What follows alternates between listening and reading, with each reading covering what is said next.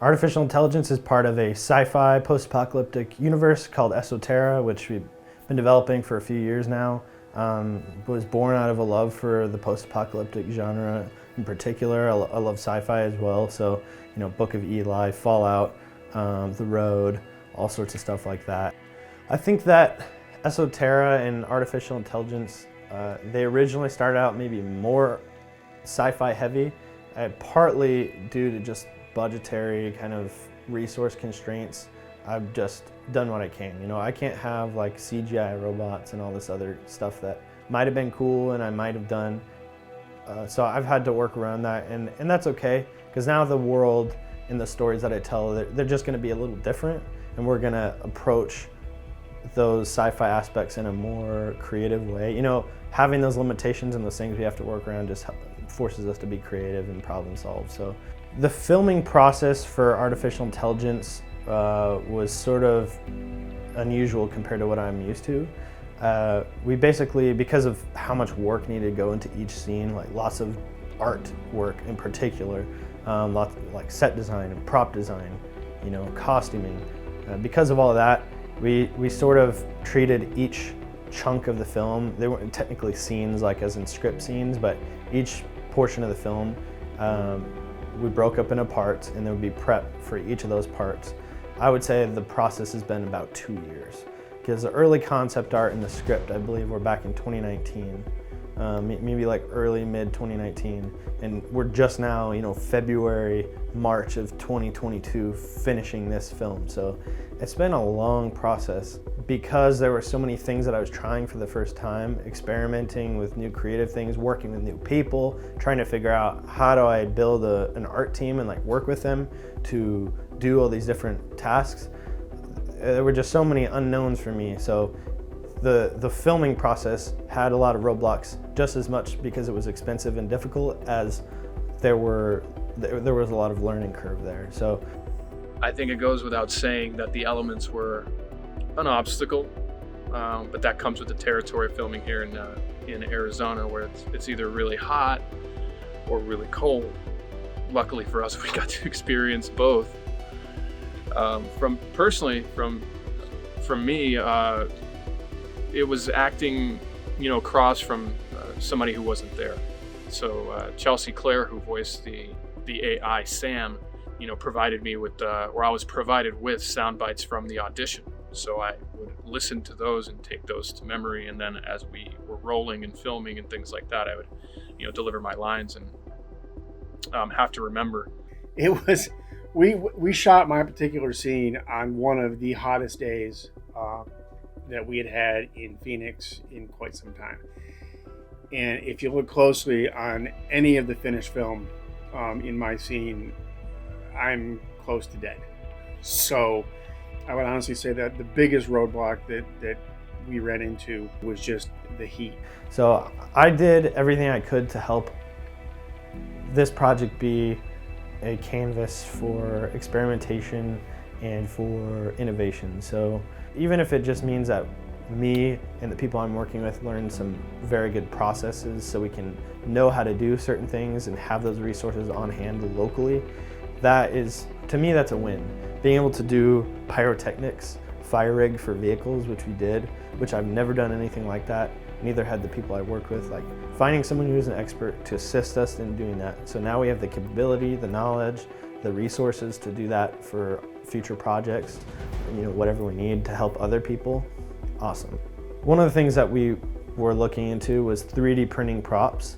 I really wanted to try this because I hadn't really seen anyone do it that I know, or really anyone do it. I'm sure that, again, on bigger productions it's been done, but just locally having that capability and knowledge.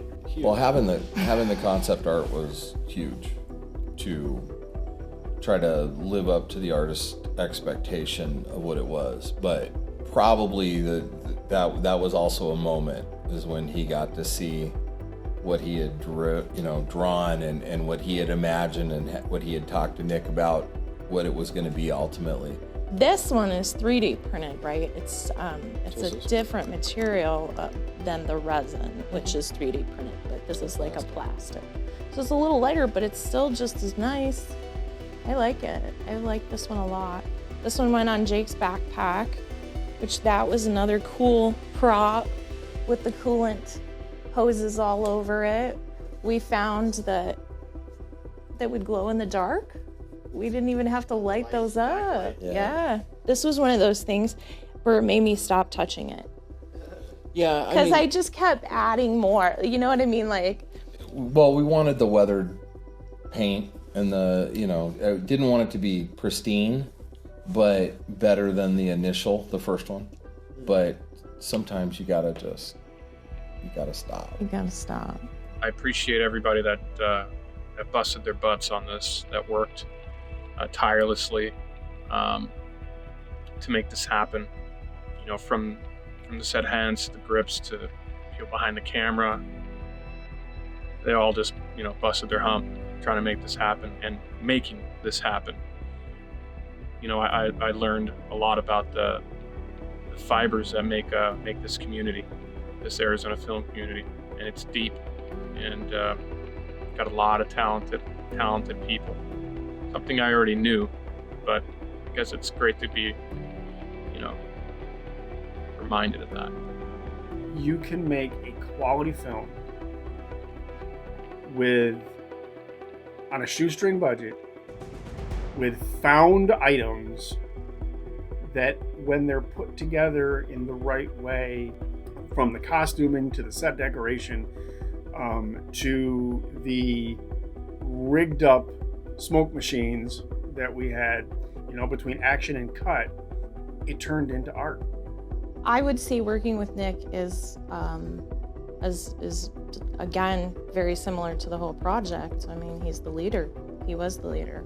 Kept everybody motivated. Was very motivating with the cast. As far as working for him in the art department was great. I love structure, and he's very structured. Even when he's unsure, his unsure is very structured. And even though things doesn't go as planned, again, it still works out just fine, at least in my opinion. He's a man of his word, and he's really good at owning up to things. So if he knows he, made a mistake, he owns up to it, and he makes sure the process goes through, which is awesome. His direction, he let us play. He let us we'd do the scene exactly the way it was written, and then we'd tweak, and then we'd kind of play with it a little bit until we got down to what his vision really was. So it was a joy, really. It's been a cool experience on this, because in the past I've done a lot of stuff without dialogue, and this one had plenty of dialogue. So that was really fun. And as far as working with crew, I love just working with people, being on set, working with people in pre-production. A lot of the time, working in pre-production, it means me sitting at a desk by myself, listening to music and doing some sort of work alone, which I enjoy a lot to a certain extent, but sometimes you just want to get away from the desk and you want to work with people and come up with cool ideas and just experience that synergy of creating something cool together. So you don't get to do that when you're a director working by yourself in your office, but you do get to do that when you're collaborating with your crew. So